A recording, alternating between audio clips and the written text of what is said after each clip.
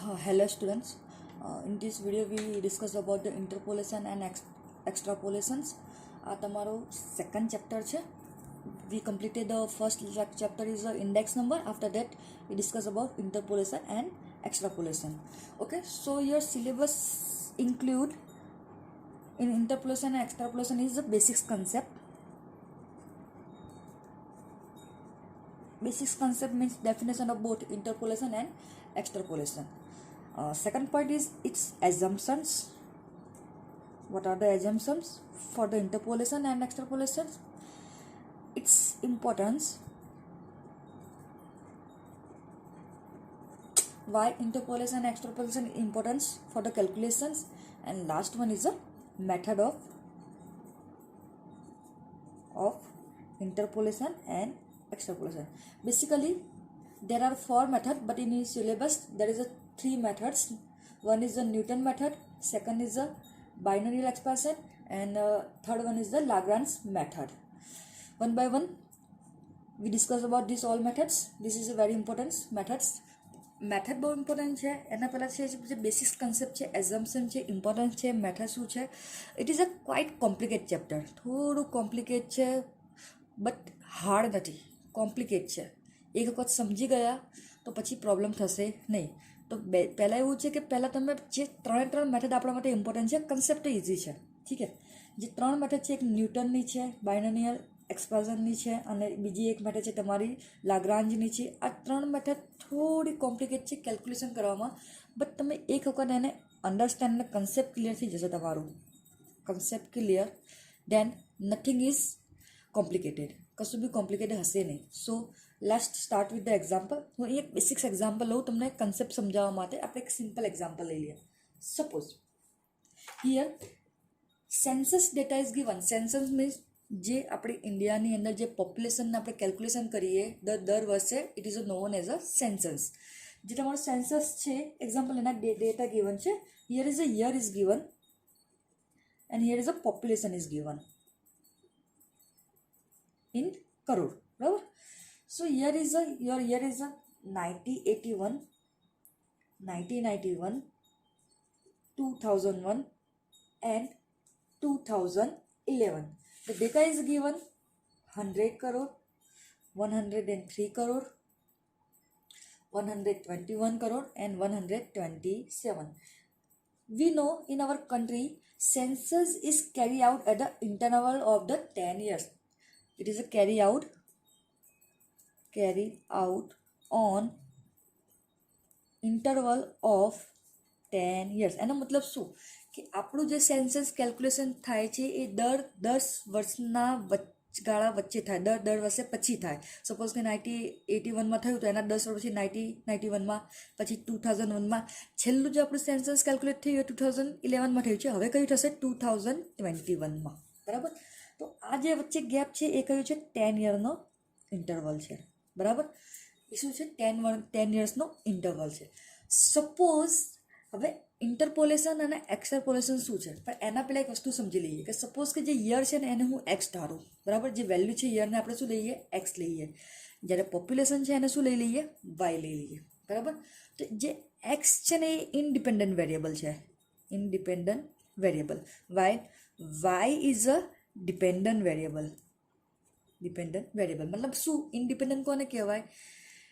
તમારો જે એક્સ છે ઇન્ડિપેન્ડન્ટ અને વાય શું છે? તમારો ડિપેન્ડન્ટ. ડિપેન્ડન્ટનો મતલબ શું કે જે પોપ્યુલેશન છે એ યર પર ડિપેન્ડ છે. સપોઝ કે એક્ઝામ્પલ હું તમને એક્ઝામ્પલ આપું. બરાબર.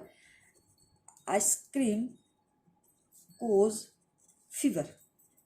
બરાબર. Right. Ice cream cause fever means તમે આઈસ્ક્રીમ ખાઓ તો તમને તાવ આવે. એનો મતલબ શું? આઈસ્ક્રીમ કેવું છે? ઇન્ડિપેન્ડન્ટ વેરિયેબલ છે. ઇન્ડિપેન્ડન્ટ. બરાબર. કોઈ ફરક પડશે નહીં. પણ તમે આઈસ્ક્રીમ ખાશો, જે ફીવર છે એ કોની પર ડિપેન્ડ કરશે? આઈસ્ક્રીમ પર. એટલે કયું કહેવાશે? એ રહ્યું ડિપેન્ડન્ટ. બરાબર. આઈસ્ક્રીમ ખાશો તો જ ફીવર થશે. તો ફીવર કોની ઉપર ડિપેન્ડ છે? આઈસ્ક્રીમ પર ડિપેન્ડ છે. નહીં ખાઓ તો કંઈ નહીં, ખાશો તો થશે, નહીં ખાશો તો નહીં થાય. એટલે એને શું કહેવાશે? Dependent variable. બરાબર. સિમ્પલી ખબર પડી ગઈ. તો જે તમારું પહેલું જે યર હશે, પહેલું એ કયું હશે? તમારું એક્સ. એટલે એક ઇન્ડિપેન્ડન્ટ વેરિયેબલ હશે. અને second one is a dependent. Means dependent variable is a depend on the independent variable તમને અહીંયા આપેલા છે એક્સ અને વાય, એ જરૂરી છે. કોઈ બી ડેટાને પછી સમજાવ્યું એક્ઝામ્પલ કરવા માટે શું જરૂરી છે. હવે શું સપોઝ કે આ 91થી 2001ની અંદર સપોઝ કે મારે 1995નો ડેટા જોઈએ. સપોઝ કે I want to data of 1995, બરાબર. તો વચ્ચેને જેને જોઈએ એને શું કહેવાય? ઇન્ટરપોલેશન. ઇન્ટર એટલે વચ્ચેનું, બરાબર. તો એને શું કહીશું આપણે? ઇન્ટરપોલેશન.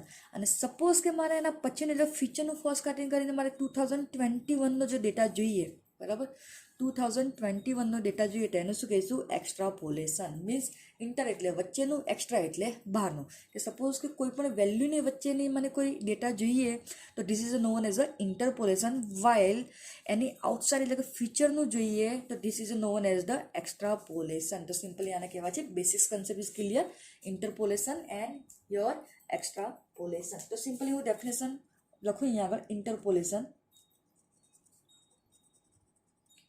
તો એની ડેફિનેશન શું થઈ જાય? Interpolation simple. તો આપણે કહીએ કે જે બેસ્ટ પોસિબલ એસ્ટિમેટ હોય, ઇઝ કે best possible estimates which lies between two extremes. Two extreme એટલે આ બંનેની વચ્ચે, બરાબર. તો શું કહેવાય?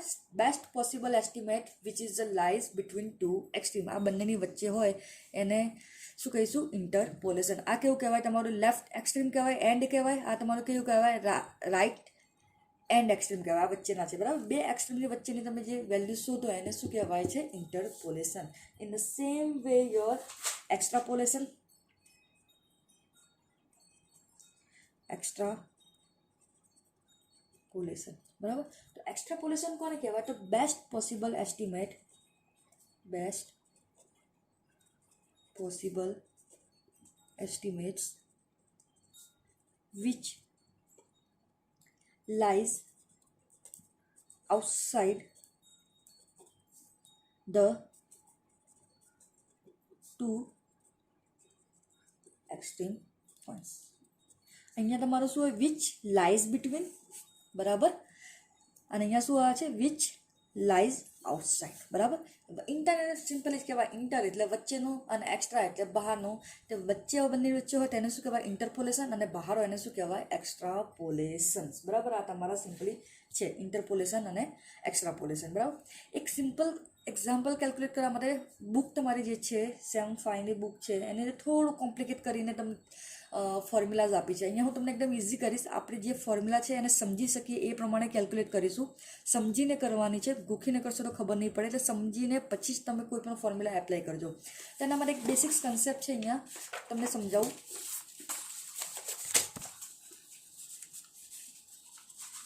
તમારા બેસિક્સ કન્સેપ્ટ છે જી. એક એક્ઝામ્પલ લઈ લઈએ. સપોઝ શું જરૂરી છે?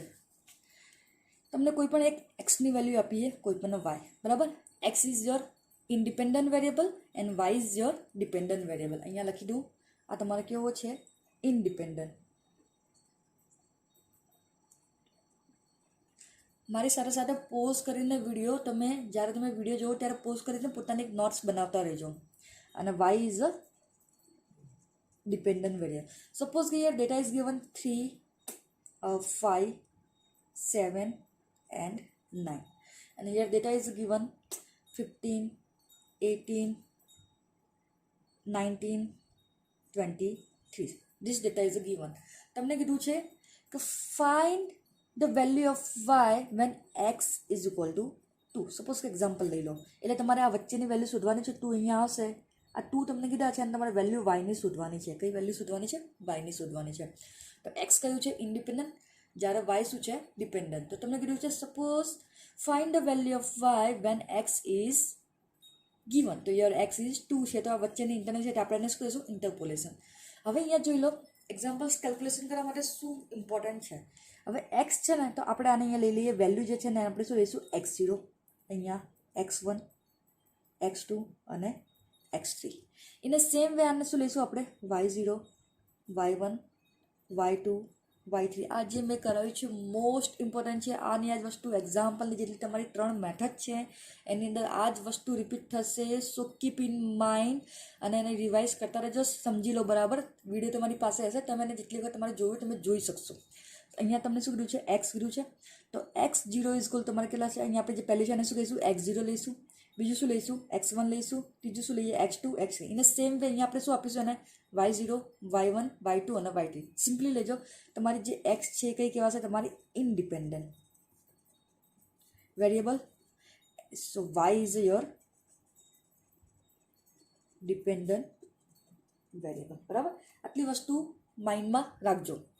બરાબર, ક્લિયર? ફરી કહું છું, X is independent, Y is dependent. કોઈ બી વેલ્યુ આપી હોય 3 5 7 9 15 18 19 23. બરાબર, અહીંયા આપણે x0 લઈશું અને x1 x2 x3. બરાબર, 15 y0 y1 y2 y3. તમારે વેલ્યુ કોની ફાઇન્ડ આઉટ કરવાની છે? મેં કીધું છે x ઇઝ ગિવન, તો તમારે ઓનલી x શું હશે? 2. આ જે છે તમારે જે શોધવાની છે. સપોઝ કે તમને એમ કીધું x ઇઝ ગિવન 8. x તમારે કેટલો આપ્યો? 8. તો તમારે 8ની વેલ્યુ શોધવાની. તો બે પોઈન્ટની વચ્ચેની જે વેલ્યુ શોધવાની એને શું કહેવાય? ઇન્ટરપોલેશન. અને 9થી ઉપરની સપોઝ કે મારે કોઈ વેલ્યુ શોધવાની હોય, સપોઝ કે 12ની શોધવાની હોય અથવા 11ની શોધવાની હોય, તો એને શું કહીશું? એક્સ્ટ્રાપોલેશન્સ. બરાબર, સમજી લેજો કે આને જે નામ જે આપવાના છે ને અહીંયા જોઈ લો, x0 x1 x2. કેમ કે x તો તમારે છે જ, તમારે જે વેલ્યુ ફાઇન્ડ કરવાની છે વચ્ચેની, અથવા કોઈ બી મિસિંગ વેલ્યુ હશે. સપોઝ કે અહીંયા તમને 11 આપ્યું ને અહીંયા મિસિંગ વેલ્યુ છે. બરાબર, તો તમારો x કેવી થઈ જશે? જે વેલ્યુ છે તમારે કેલ્ક્યુલેટ કરવાની છે.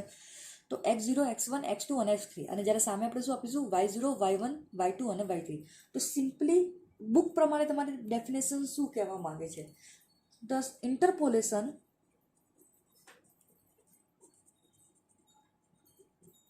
is a method of estimating the value of dependent variable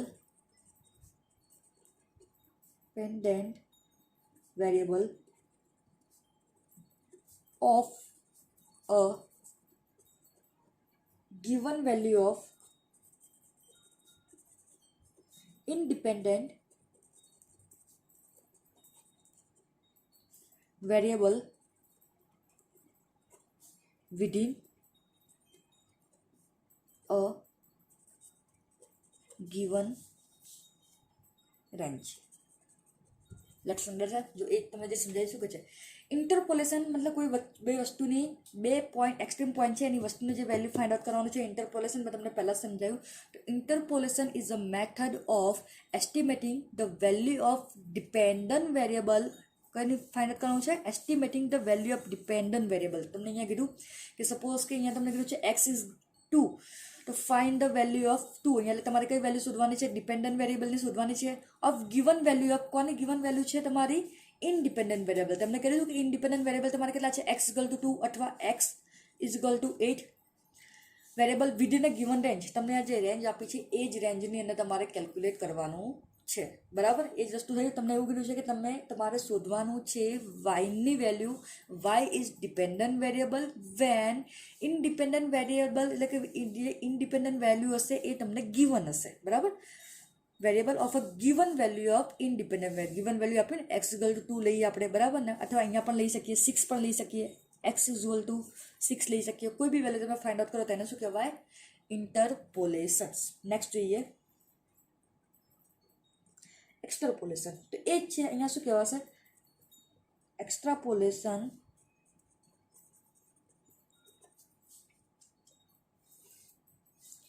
is a method of forecasting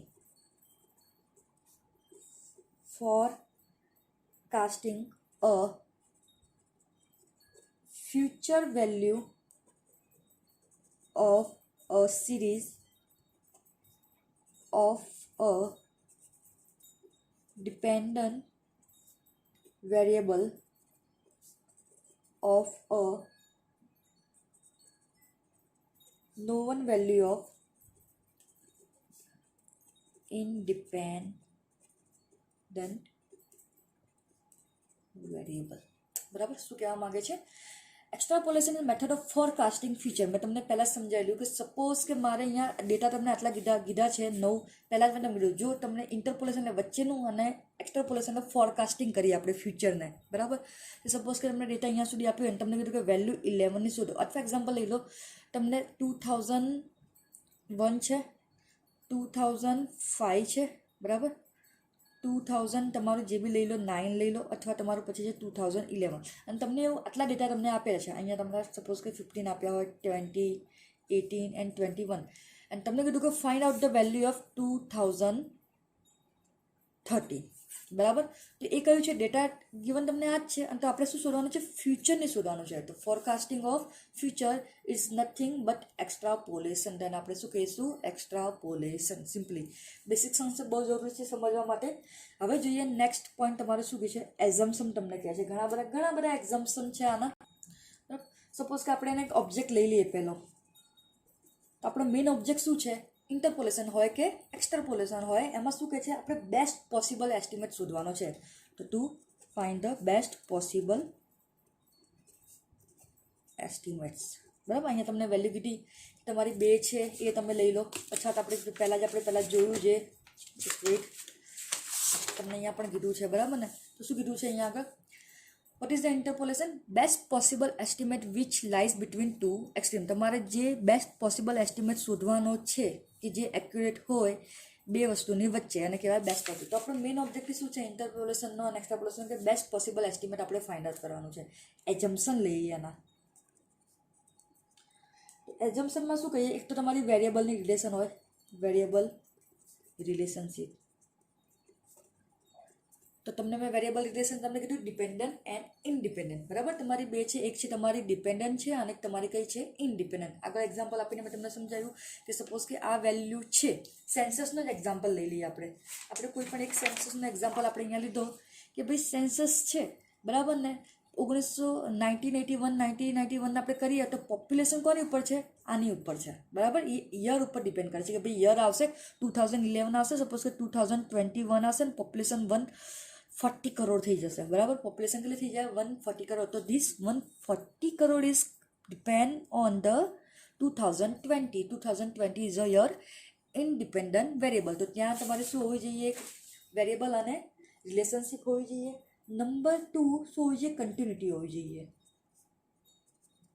બરાબર. કન્ટિન્યુટી હોવી જોઈએ. નો સડન જમ્પ, નો સડન જમ્પ. કે સપોઝ કે આ વેરિયેબલ છે, અહીંયા જો 15 છે, 18 છે, 19 છે, 23 છે, તો એક કન્ટિન્યુટી છે અહીંયા, બરાબર.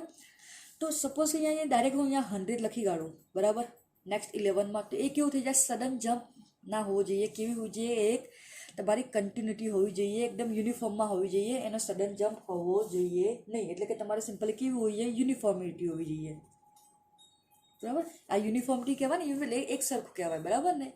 તો 15, 18, 19, 20 અહીંયા સપોઝ કે હું 100 લખી દઉં, 200 લઈ લઉં, તો એ કેવું કહેવાય છે, એકદમ સડન જમ્પ કહેવાય, એ હોવી જોઈએ નહીં, યુનિફોર્મિટી હોવી જોઈએ. અને બીજું તમારું શું હોય, જે તમારો ફોર્મ હોય એ કયા ફોર્મમાં હોય, એક્સપ્રેસિબલ હોય. એટલે કેવા હોય, એક્સપ્રેસિબલ એટલે કે પોલિનોમિનલ ફોર્મમાં હોઈએ. શું હોઈએ, પોલિનોમિનલ ફોર્મમાં હોઈએ, બરાબર. આ વસ્તુ તમે ખાસ ધ્યાન રાખજો. બસ આટલા એના મેઇન એઝમ્પશન છે, બરાબર. ઇમ્પોર્ટન્સ તો ઘણા બધા છે કે સપોઝ કે તમારે પોલિટિક્સ પર્પઝથી હોય, ઇકોનોમિક્સ પર્પઝથી હોય, આપણે કોઈ વેલ્યુ ફાઇન્ડ કરવું હોય, ફ્યુચરની અંદર કોઈ પોલિસીસ બનાવવી હોય, તો એ માટે તમારા ઇમ્પોર્ટન્સ માટે ઇન્ટરપોલેશન અને એક્સ્ટ્રાપોલેશન જરૂરી છે. તમારા બેસિક કન્સેપ્ટ પૂરા થઈ ગયા, બરાબર. બેસિક કન્સેપ્ટ એટલે ઇન્ટરપોલેશન કોને કહેવાય, એક્સ્ટ્રાપોલેશન. 2 પોઈન્ટની વચ્ચે જે વેલ્યુ ફાઇન્ડ આઉટ કરવું હોય તો ઇન્ટરપોલેશન, અને ફ્યુચરનું કરવું તો એક્સ્ટ્રાપોલેશન, બરાબર. એઝમ્પશન તમારા જે તમને હમણાં સમજાયા જ, વેરિયેબલ હોવી જોઈએ, રિલેશનશિપ હોવી જોઈએ, કન્ટિન્યુટી હોવી જોઈએ, કોઈ સડન જમ્પ ના હોવો જોઈએ, બરાબર ને. પોલિનોમિનલ ફોર્મમાં હોવો જોઈએ, બરાબર.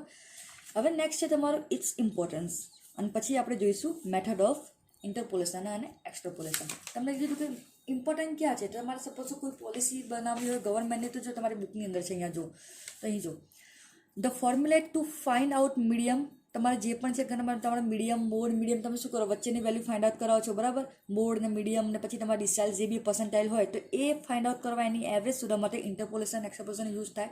હવે એક્ઝામ્પલ લઈ લો કોઈ ઇકોનોમિક્સ છે બરાબર, તમારે જે પોપ્યુલેશન હોય 10 યરના ઇન્ટરવલમાં થાય છે બરાબર ને, અને એને કોઈ પ્લાનિંગ કરવું હોય તો એના માટે પણ ઇન્ટરપોલેશન એન્ડ એક્સ્ટ્રાપોલેશનનો યુઝ થાય.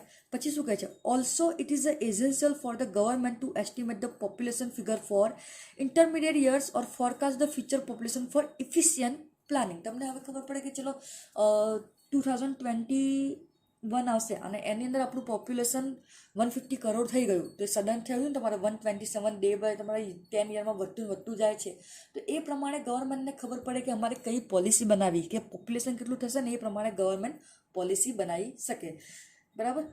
સેકન્ડ છે this estimate can be obtained by using the technique of interpolation and extrapolation બરાબર. આ તમને જ્યારે પોપ્યુલેશન તમારે ફાઇન્ડ આઉટ કરવું હોય કે ચલો એમને એસ્ટિમેટ કરી કાઢ્યું ચલો શોધીને, અહીંયા તમારું છે 2011માં તમને 127 છે અને આના જ બેઝ ઉપર વેલ્યુ ફોરકાસ્ટ કર્યું અને વિચાર્યું કે ચલો એક અહીંયા 100નું 1 થયું, પછી અહીંયા 120 થયું, અહીંયા 120 થયું, તો સપોઝ કે હું એઝ્યુમ કરી શકું કે 2021માં કદાચ 133 કરોડ થઈ જાય, તો તમને આઈડિયા રહે કે મારે આગળ શું પોલિસી બનાવવી. પછી next the rate of premium decide કરવા માટે પણ તમે યુઝ કરી શકો. In business and industry it is necessary to forecast the future demand supply and price on the basis of past experience by the using this techniques. તમે future forecast કરી શકો કે ભાઈ તમારા પાસ્ટ પ્રમાણે શું પ્રાઇસ ઇન્ક્રીઝ થાય છે, સપોઝ કે 15, 18, 19 બરાબર. હવે સપોઝ કે મારે તમને એમ કહવું હોય કે સપોઝ કે મારે 2ની વેલ્યુ ફાઇન્ડ આઉટ કરવી હોય તો મને ખબર છે કે જે 2ની જે વેલ્યુ આવશે એ 15 અને 18ની વચ્ચેની આવશે. કઈ આવશે? 15 એન્ડ 18ની વચ્ચે જે તમારો આન્સર આવશે. તમારા વાય શોધવાના છે, વાય કેટલો છે અને એક્સ તમને 2 છે, તો એક્સ જે 2ની વેલ્યુ છે તમારે ક્યાં આવશે? 15 ને 18ની વચ્ચે આવશે. એટલે તમને આઈડિયા રહે કે આપણે ફ્યુચરને ફોરકાસ્ટ કરીને પણ આપણે ડિમાન્ડ સપ્લાય અને પ્રાઇસની જે છે આપણે શોધી શકીએ, ફોરકાસ્ટ કરી શકીએ. This technique is also useful to politics, social worker and scientist. તમારે કોઈ પોલિસી ફોર્મ્યુલેટ કરવી હોય તો એના માટે પણ તમારી ઉપયોગી છે આ જે પણ છે એ. પછી શું કહે છે, for obtaining the correct correlation between two variable it is necessary that all pairs of the value should be given. If one of the values of the variable is missing, it can be estimated by this technique. તમને એવું કીધું છે કે કોઈ તમારે value પર correlation find out કરો, તમને દરેક વેલ્યુ આપેલી હોવી જોઈએ, પણ અહીં વેલ્યુ બેની વેલ્યુ છે જ નહીં. તો સૌથી પહેલાં તમે શું કરશો, આ જે વેલ્યુ ફાઇન્ડ આઉટ કરશો, પછી તમારું જે કોરિલેશન છે તમે ફાઇન્ડ આઉટ કરશો, તો એ માટે પણ તમારો ઇન્ટરપોલેશન એન્ડ એક્સ્ટ્રાપોલેશન યુઝ થાય છે. નેક્સ્ટ વિડીયોમાં we will learn about the method of interpolation and extrapolation. Okay, have a nice day.